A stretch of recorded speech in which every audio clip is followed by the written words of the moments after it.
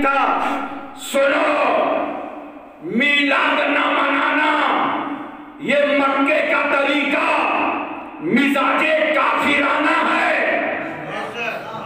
कोई मिलाद नहीं, क्योंकि काफिर ही काफिर थे, तो मिजाजे काफिराना मिलाद ना मनाना।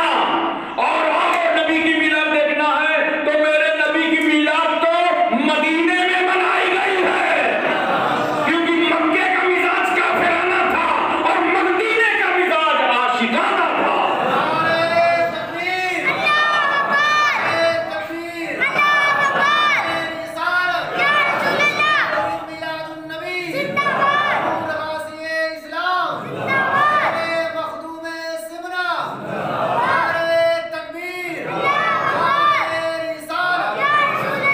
सरकार सल्लल्लाहु अलैहि वसल्लम तशरीफ ले गए तो छोटी छोटी बच्चियां कहती थी, या रसूलल्लाह आपका आना मुबारक। जब बजा बजा के कहती सितरा पे रोक लेते, मुस्तफा खैर कहिए, मुस्तफा रुकाइए, मैं फरिश्ता हूँ, सैयदुल मलाइका हूँ, बुलबुल सितरा हूँ, जिब्रील हूँ। पैगंबर मेरे पर जलने का खतरा है, आप ठहरिए, आगे का सफर ना कीजिए। जिब्रील आपने रोका क्यों नहीं रसूल को? जिब्रील कहते हैं सुनो, अगर मेरी तरह होते तो रोक लेता, अगर तुम जैसे होते तो रोक लेता। सरकार मेरे पर जलने वाले आप भी नहीं जल, सरकार मेरे पर जलने का खतरा आप भी नहीं, मेरी तरह होते तो रोक लेता। मैंने कहा ठीक है, नहीं रोका। एक बात बताइए, आप मस्जिद हराम से मस्जिद अक्सा सातों आसमानों की शहर सिदरा तक आ गए, तो कम से कम जब नबी जा रहे थे तो साथ चले गए होते। रोका नहीं, बात समझ में आ गई। गए क्यों नहीं? कहा गया इसलिए नहीं, रोका इसलिए नहीं कि नबी मेरी तरह नहीं है, और साथ में गया इसलिए नहीं कि मैं नबी की तरह नहीं हूं।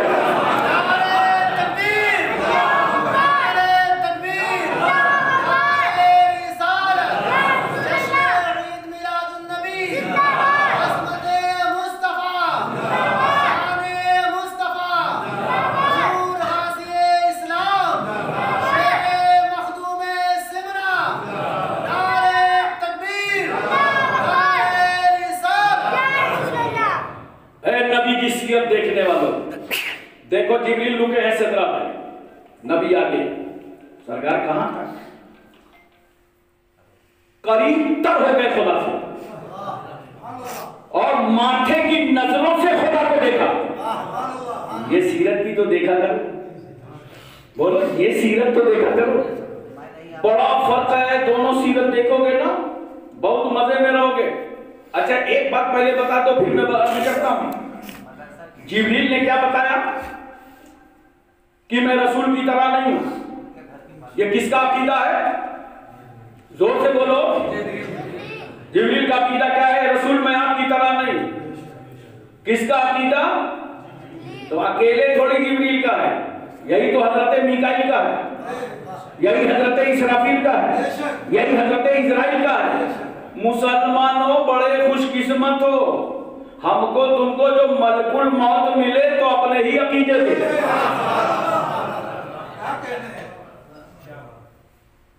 अच्छा एक बार बताओ, अपने आदमी से और अपने अकीदे वाले से कितनी मोहब्बत होती है? हमें हज करने जाओ, अगर कोई इंडिया का आदमी मैदान अरफात में कहीं मिल जाए तो बड़े प्यार से कहते हो अरफाती भाई है। अरे अपना अरफाती भाई है, साथ में हज किया था, बोलो कहते हो कि नहीं कहते हो?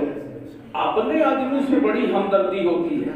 मैं एक बार जा रहा था भूटान और ट्रेन में बैठा था, साइड की बर्थ में इतनी भीड़, इंडिया की ट्रेन, अल्लाह रहम करे, कोई मेहनत नहीं करना, चढ़ना हो तो गेट के पास आ जाओ, नीचे वाले ऊपर कर देंगे, उतरना हो तो खिड़की के पास खड़े हो जाओ, पीछे वाले नीचे कर देंगे। मैं साइड में बैठे आराम से बैठा था, इतने में एक नौजवान लड़का मुझे देख रहा था, देखते देखते बोला मौलाना। हमने कहा फरमाना। कहा हजरत बताइए आप किस ख्याल के हैं, किस अकीदे के हैं? मैंने कहा अल्हम्दुलिल्लाह हम अच्छे ख्याल के हैं। कहा नहीं अभी पता नहीं चला। एक बात बताइए, घर में मिलाद शरीफ होता है? हमने कहा हाँ, मिलादुन नबी, हयातुन नबी, शफातुन नबी, मेराजुन नबी, हम सबके कायम हैं। बोला तब तो आप अपने ही ख्याल के हैं। मैंने कहा जब अपने ख्याल का है तो खड़ा क्यों है, आप बैठ, वरना ट्रेन में किसी को कोई जगह देता है? बोलो यार। मैंने कहा बैठा क्यों लिया? जब उसने कहा मैं मिलाद वाला हूं तो मुझे ऐसा लगा ग्रुप से मिल गया, खून से मिल गया, बोलो ब्लड से मिल गया। मैंने कहा बैठ। तो अपने आदमी का बड़ा ख्याल होता है। बोलो। एक साहब आए मुझसे कहने लगे हजरत अब्दुल्ला भाई का इंतकाल हो गया। मैंने कहा कब? मगरिब बाद। अबे असर की नमाज में तो थे, कल जुमा में तो थे मेरे साथ, इतनी जल्दी? कहा हजरत। मैंने कहा हुआ क्या? कहा रूह निकल गई। मैं समझ गया। जब खुश अकीदा की रूह मलकुल मौत निकालते हैं ना, तो ऐसे रूह निकलती है जैसे फूल से खुशबू निकल गई। लेकिन अगर मलकुल मौत किसी बदअकीदा को पा गए तो फिर टेटुआ दबाएंगे, मरना पड़ेगा। इसलिए आप तय कर लो मुसलमानों कि जो अकीदा है जिब्रील अमीन का, वही अकीदा है सारे मोमिनीन। हज़रात को मैं अर्ज कर रहा था, अब बात समझ में आ गई ना? देखो मक्के मदीने की सीरत देखोगे, बड़ा फायदा। मक्के मदीने के बाद मस्जिद हरम से मस्जिद अक्सा, सातों आसमानों की सैर, सिदरा से आगे कुर्बे खास में मुस्तफा का जाना, ये सीरत देखोगे, बड़ा फायदा। जानते हो कितना बड़ा फायदा? अब इतना बड़ा फायदा है कि जब रसूलुल्लाह को मदीने और मक्के में चलता फिरता देखोगे तो रसूल को तुम खुदा नहीं कह सकते, रसूल को खुदा नहीं कह सकते। और जब रसूल को तुम सिदरा से आगे गुजरता देखोगे, जहां जिब्रील ने साथ छोड़ दिया है, उसके आगे मुस्तफा को जाता देखोगे तो अपनी तरह न समझोगे।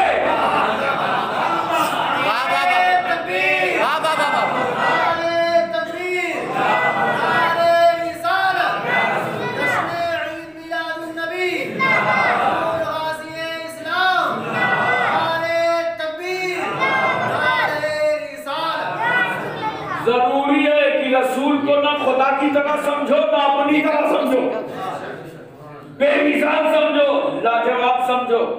अच्छा देखो, अल्लाह नूर समावाते वाला, अल्लाह जमीन और आसमान का नूर, अल्लाह नूर। कुरान कहता है कद जाकुम मिनल्लाहि नूर, तहकीक की तुम्हारे पास अल्लाह की जानिब से नूर आ गया, रसूलुल्लाह नूर। अरे जोर से बोलो सुभान अल्लाह। आज मेरी तकरीर ये सुन के याद रखोगे ना तो कोई बदअकीदा तुम्हारे ईमान पर डाका न डाल पाएगा। अल्लाह नूर, रसूलुल्लाह नूर। हमने कहा मौला तू नूर, तेरा महबूब नूर। कहा हाँ, मैंने महबूब को नूर इसलिए बनाया है ताकि इस नूर का ताल्लुक उस नूर से रहे। नूर इसलिए बनाया अपने महबूब को ताकि मुस्तफा का ताल्लुक खुदा से रहे। मैंने कहा मौला नूर बनाया तो बशर भी बनाया। कहा हाँ बशर भी बनाया। बहुत सारे लोग कहते हैं बशर है, हमको बशर पे इख्तिलाफ नहीं है, कान खोल कर सुन लो। मैं कहता हूं जो रसूलुल्लाह को बशर न माने वो मुसलमान ही नहीं है। हमारा इतराज बशर मानने पे नहीं है, इतराज हमारा ये है अपनी तरह मानने में, अपना जैसा मानने में। बशर है रसूल सैयदुल बशर, बशर है रसूल अफजलुल बशर, बशर है रसूल खैरुल बशर, अफजलुल बशर सैयदुल बशर खैरुल बशर। तो बशर क्यों बनाया खुदा ने रसूल को? बशर इसलिए बनाया मेरे बंदों को देखो मुस्तफा, मेरे बंदों को देखो मुस्तफा। मैं तुम्हें नूर भी बना रहा हूं और मुस्तफा तुम्हें बशर भी बना रहा हूं। ऐसा है नूर बन जाओ और नूर बनकर नूर से कानून लेते रहो और बशर बनकर मेरे बंदों को कानून देते रहो। चल के चलना सिखाओ मुस्तफा, करके करना सिखाओ मुस्तफा। हज़रात तवज्जो कीजिए जरा सा, अब बात यहीं पे समझ में आ गई कि जो नबी को नूर माने तो समझ लो कि नबी को अपनी तरह नहीं कहता, और जो रसूल को सैयदुल बशर इमामुल बशर माने, समझ लो रसूल को खुदा की तरह नहीं कहता। मुस्तफा ना अपनी तरह है ना खुदा की तरह है, बेमिसाल है मुस्तफा, लाजवाब है मुस्तफा, बेनजीर है मुस्तफा। हजरत एक बात और बता दीजिए, थकावट तो नहीं लग रही? ये ऐसी महफिलें बहुत कम होती हैं, माशाअल्लाह हो गई, बड़े अच्छे अच्छे लोग आ गए, सुन रहे हैं।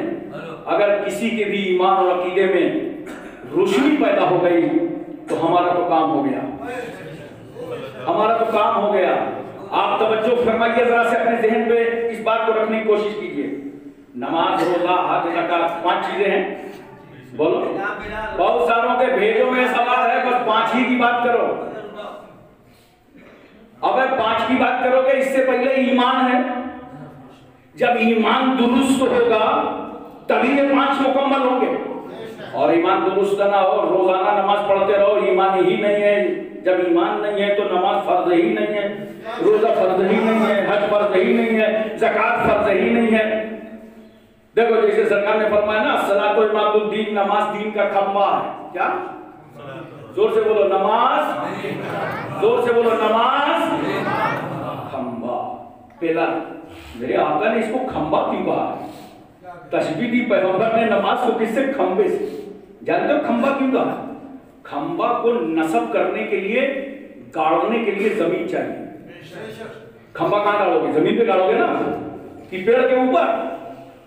खंबा नस्ब करने के लिए जमीन चाहिए। इसका मतलब ये सरकार ने फरमाया नमाज दीन का खंबा है, नमाज दीन का खंबा है। अब इस पिलर को, दीन के खंबे को कहां नस्ब करोगे? इसकी जमीन बताऊं? इसकी जमीन का नाम ईमान है। यानी नमाज का खंबा ईमान की जमीन पर रखो। तो अब जिसके पास ईमान है वो नमाज का खंबा ईमान की जमीन पे रखे है, और जिसके पास ईमान ही नहीं है तो रखे कहां? खंबा लिए लिए टहल रहे हैं। अरे बोलो, गांव चले जा रहे हैं, घर घर चले जा रहे हैं, खंबा रखवा लो। खंबा लिए टहल रहे हैं क्योंकि जमीन ही नहीं है रखने के लिए। अच्छा एक बात बताओ यार, सरकार सल्लल्लाहु अलैहि वसल्लम कितनी प्यारी बात फरमाते हैं, सल्लू कमा रायतुमूनी उसल्ली, नमाज पढ़ो जैसा कि तुम मुझे पढ़ता हुआ देखते हो। कोई उम्मती क्या नबी की तरह नमाज पढ़ सकता है? बोलो ना। अरे नबी ने तो पहले कंट्रोल कर दिया, ये थोड़ी कहा सल्लू कमा सल्ले, तो नमाज पढ़ो जैसे मैं पढ़ता हूं। नहीं, कमा रायतुमूनी, जैसा मुझे पढ़ता हुआ देखते हो वैसे पढ़ो। या रसूल अल्लाह, आपने हमारी नमाज को हमारी नजर पे डाल दिया, पैगंबर हमारे सजदों को हमारी निगाहों पे डाल दिया।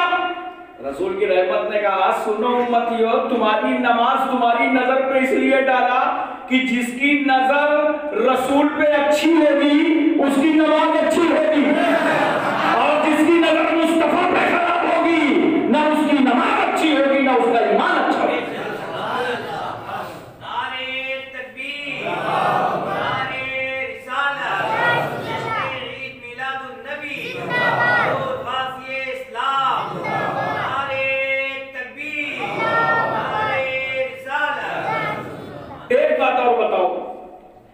तवज्जो है ना, इसी हदीस से साबित है कि चारों मसलक बरहक हैं, क्योंकि कोई नबी की तरह नमाज नहीं पढ़ता, सब अपने देखने की तरह नमाज पढ़ते हैं। तो जिसको जो हदीस समझ में आई वही उसने अपना लिया, सब अपने देखने की तरह नमाज पढ़ते हैं।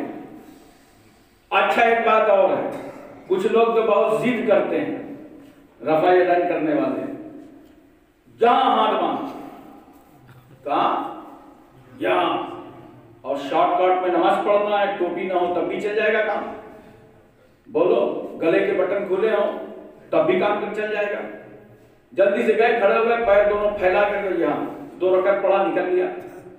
अबे मैंने कहा 2 रकअत चाहे जहां हाथ बांध के पढ़ लो, पूरी सुन्नत और नफिल तो पढ़ के देखो, और जुनैद बगदादी की तरह 100-100 रकअत नफिलें तो पढ़ो, चाहे जहां हाथ बांधो। इतना थक जाएंगे ये हाथ कि गिर के वहीं आएंगे जहां रहना चाहिए, वहीं आके ठहरेंगे जहां इनको रहना चाहिए। बोलो, हज़रात तवज्जो कीजिए जरा सा, नबी की तरह हम नमाज नहीं पढ़ सकते, बोलो। अच्छा, तो क्या नबी की तरह रोजा रख सकते हो?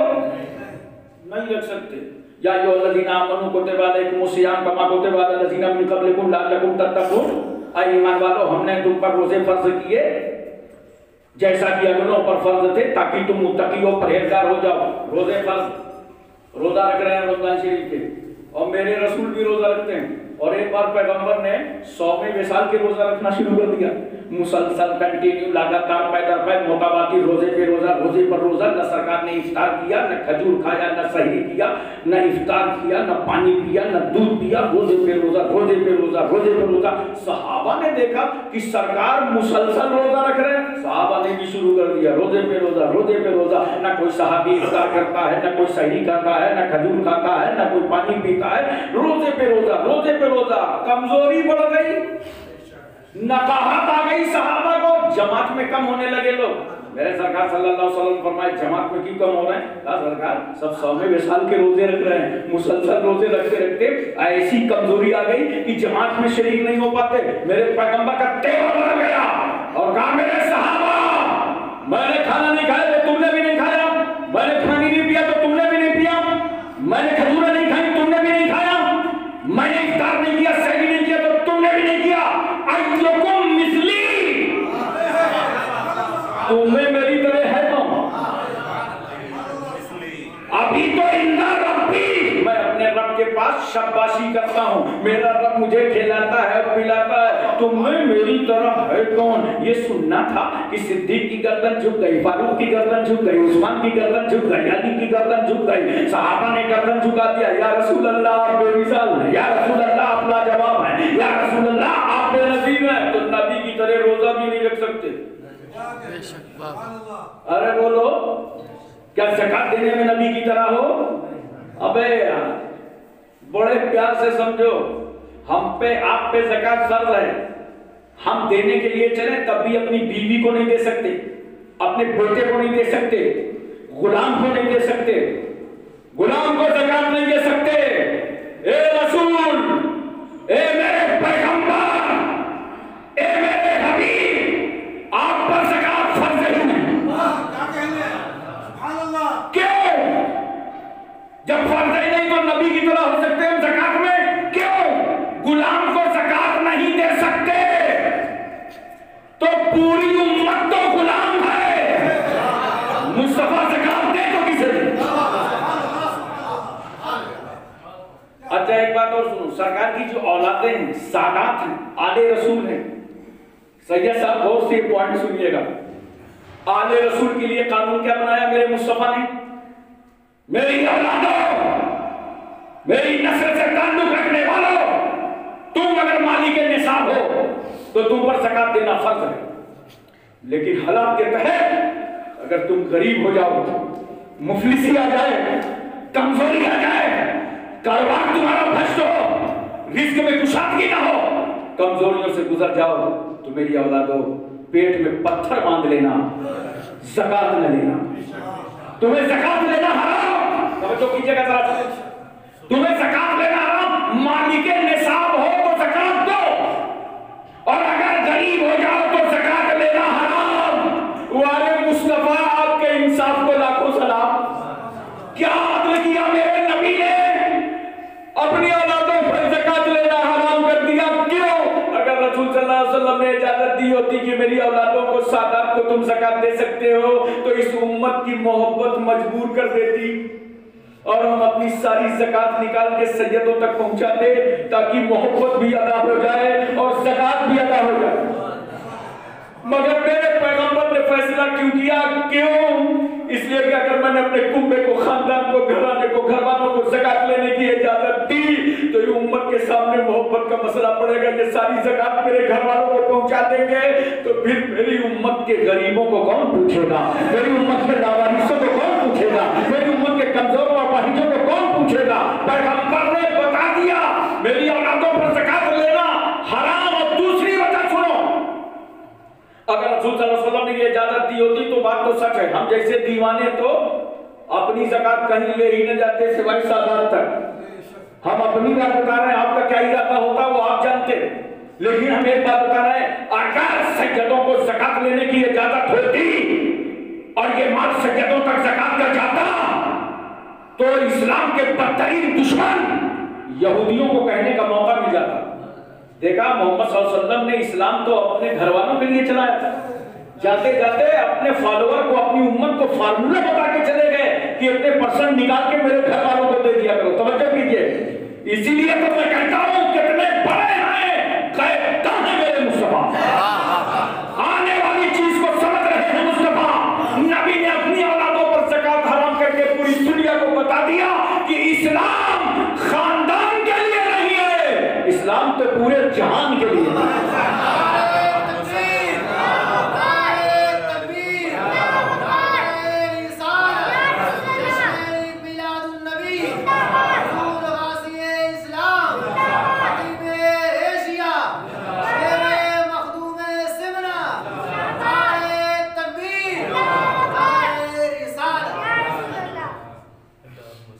हज भी नबी की तरह नहीं कर सकते। नबी तो जो रुकन, जो अमल कर दे वही रुकन बन जाए। बोलो अच्छा, एक बात, सिर्फ एक बात बता दो, आखिरी बात, क्या नबी की तरह कलमा पढ़ सकते हो? ये बोलो ना यार, नबी की तरह कलमा पढ़ सकते हो? नहीं पढ़ सकते ना?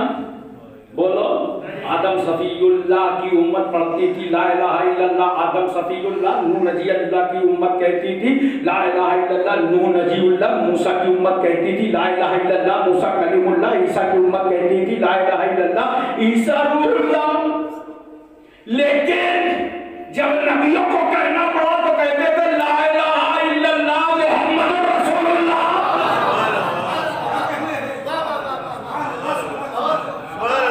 और जब मेरे नबी कलमा पढ़ते थे, तवज्जो चाहता हूं, नबी की तरह कलमा नहीं पढ़ सकते हो तो नबी क्या कहते थे?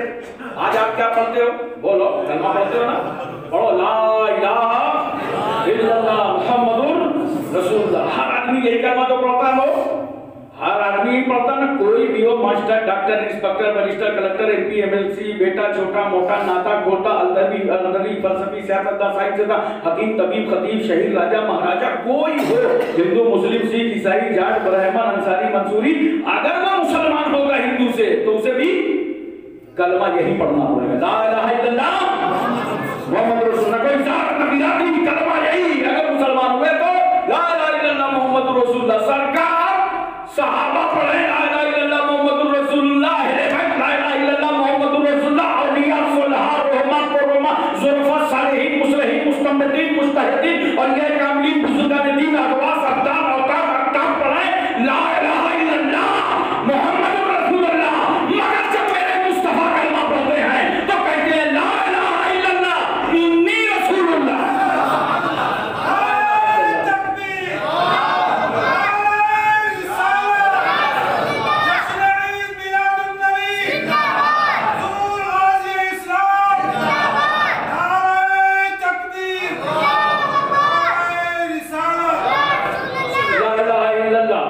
कोई माबूद नहीं है। रसूल कहते हैं इन्नी रसूलुल्लाह, मैं अल्लाह का रसूल हूँ। जरा नबी की तरह एक दिन कलमा पढ़ के देखो, जमात से निकल जाओ। कोई उम्मती की ये जुर्रत है, ये औकात है, ये हिम्मत है कि कहे इन्नी रसूलुल्लाह? ये तो रसूल ही कह सकते हैं। अब मैं हाथ है आगे बढ़ के बोलूं, जिस दिन तुम नबी की तरह कलमा पढ़ोगे काफिर हो जाओगे, मुसलमान भी नहीं बाकी रहोगे। तो इसलिए ना नबी की तरह कलमा पढ़ सकते हो, ना नबी की तरह नमाज पढ़ सकते हो, ना नबी की तरह रोजा रख सकते हो। ज़कात तो नबी की तरह नबी पे फर्ज ही नहीं, तुम क्या दोगे? नबी के हुक्म पर अमल करोगे।